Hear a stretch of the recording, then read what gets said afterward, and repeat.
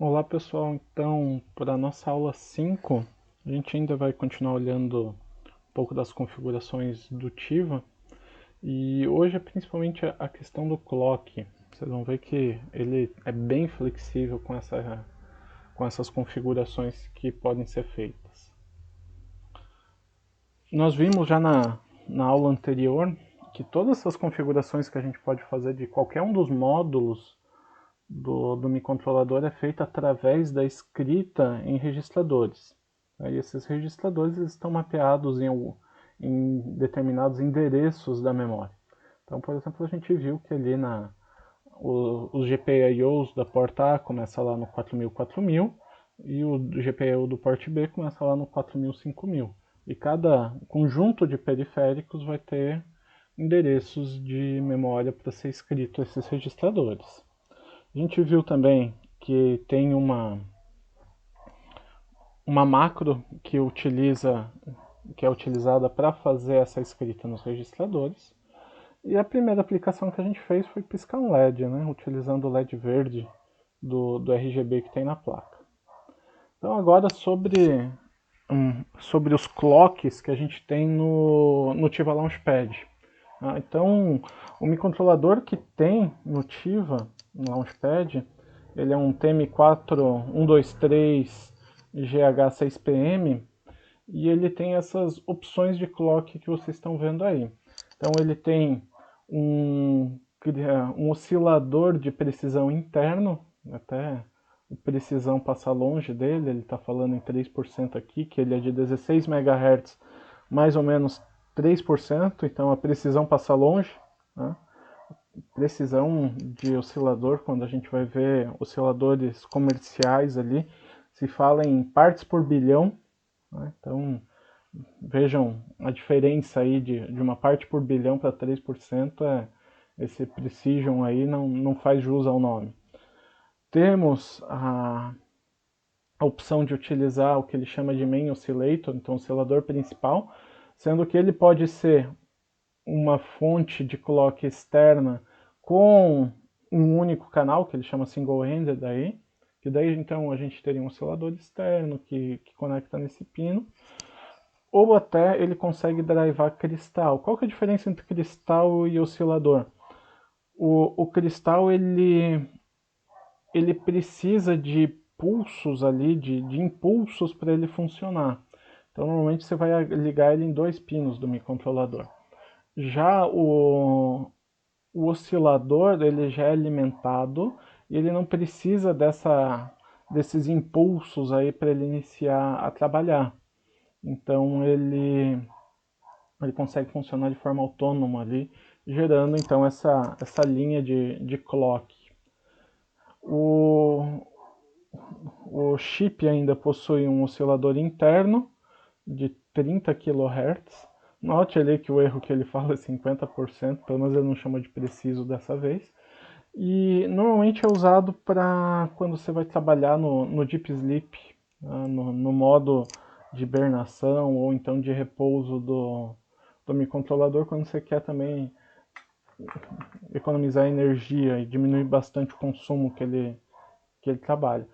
E também pode-se ter um clock aí de hibernação, uma fonte, né? Então, onde que pode ser colocado um cristal aí de 32,768 kHz, ou seja, ele é um cristal utilizado para aplicações de real time.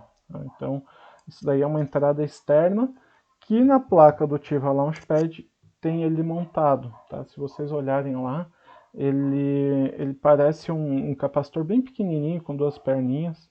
Tá? Esse daí é um cristal de 32 kHz com o objetivo de aplicações de tempo real, mesmo hibernação. E enfim, o que a CPU consegue enxergar desses clocks? Tá? Então, a CPU pode receber qualquer um desses sinais ali que a gente estava vendo, né? O interno de 16 MHz, o externo de qualquer que seja o valor, um interno de 30 kHz ou um externo de real time, que era aquele de 32 kHz que a gente tinha visto. Além de eu ter esses outros dois sinais, que é um circuito digital PLL interno, que vai estar trabalhando a 40 MHz, ou um sinal interno de 16 MHz dividido por 4.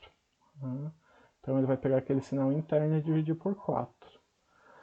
Sobre o PLL, então ele é um circuito digital que ele faz uma multiplicação do clock. Então o PLL é Phase Locked Loop, né? Então ele consegue trabalhar aumentando essas frequências existentes. E algo importante aqui é o que pode drivar esse PLL, ou seja, gerar um sinal de estímulo para esse PLL. Basicamente é só o sinal interno de 16 MHz e o oscilador principal externo. Tá?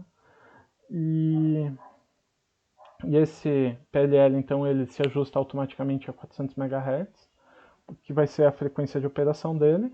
E a gente vai ver que o TIVA, ele não pode funcionar a 400, ele no máximo funciona a 80 MHz, e a gente tem que fazer algumas configurações para que ele funcione adequadamente. Então aqui vocês veem um esquemático tirado do datasheet lá do TM4, que exemplifica como que é ele chama de árvore do clock. Né? Então aqui a gente tem as entradas, né, os sinais que podem gerar esses clocks, que geram os clocks para o microcontrolador. Então vejam que ele até é atrelado a pinos, né? Então esse oscilador principal é atrelado a 2 pinos externos, e esse oscilador de hibernação também atrelado a 2 pinos externos. Né? E depois, ó, o interno, 16 MHz, ele falava que a gente tinha opção de dividir por 4.